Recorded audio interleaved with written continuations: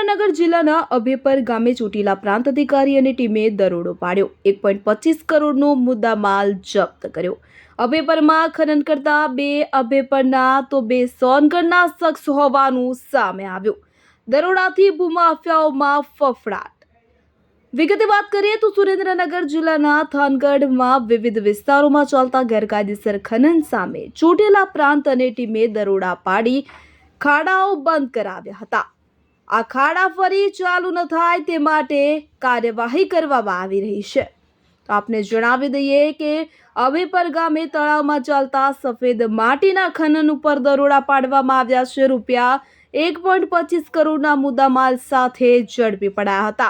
થાનગઢમાં ચોટીલા પ્રાંત અને ટીમ દ્વારા ગેરકાયદે ખનન સામે કડક કાર્યવાહી કરવામાં આવી છે। તો ભૂમાફિયાઓમાં દોડધામ મચી છે, ત્યારે જામવાડી ખાખરાળી સહિતના વિસ્તારોમાં ખનન બંધ કરાવી ત્યાં ફરી શરૂ ન થાય તે માટે દિવસ રાત દરોડા પાડવામાં આવી રહ્યા છે। ત્યારે શનિવારે એટલે કે તારીખ 10/5/2025 નાયબ કલેક્ટર ચોટીલા એસટી મકવાણા તેમજ મામલતદાર થાનગઢની સંયુક્ત ટીમ દ્વારા કાર્યવાહી કરવામાં આવી છે।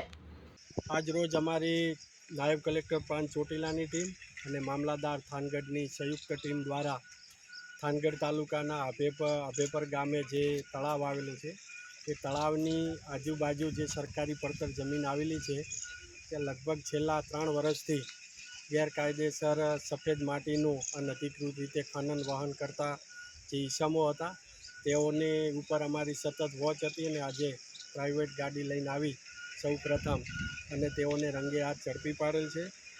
આ ખનનની અંદર જે સંકળાયેલા છે તેમાં ગુગાભાઈ મોહનભાઈ સોલંકી, ગોપાલભાઈ ગુગાભાઈ સોલંકી જેજરિયા બંને રહે અભેપર, તેમજ ગોબરભાઈ વાઘાભાઈ કોળી રહે સોનગઢ તાલુકો થાનગઢ અને મહેશભાઈ ખમાભાઈ કોળી રહે અમરાપર તાલુકો થાનગઢ। આ 4 ઈસમો દ્વારા ખૂબ જ મોટા પ્રમાણમાં ગેરકાયદેસર સફેદ માટીનું ખનન કરેલું છે અને આ સ્થળ પરથી એક ડમ્પર, એક ટ્રેક્ટર, ટ્રોલી, એક જેસીબી, 2 બાઇક તેમજ મોટા પ્રમાણમાં જે ઇલેક્ટ્રિસિટી માટે વપરાતો વાયર છે એ પણ કુલ મળીને 1.25 કરોડનો જપ્ત કરવામાં આવેલ છે। સાથે સાથે અહીંયા આ જે 2.5 થી 3 એકરની અંદર જે ગેરકાયદેસર ખનન કરેલું છે એની માપણી કરી અને લગભગ 5 થી 10 કરોડ રૂપિયાનો દંડની પણ કાર્યવાહી Gujarat mineral prevention of illegal mining storage and transportation rules 2017ના નિયમ 1(3) મુજબની વસૂલાતની પણ કાર્યવાહી હાથ ધરેલ છે। Bureau report, DP news.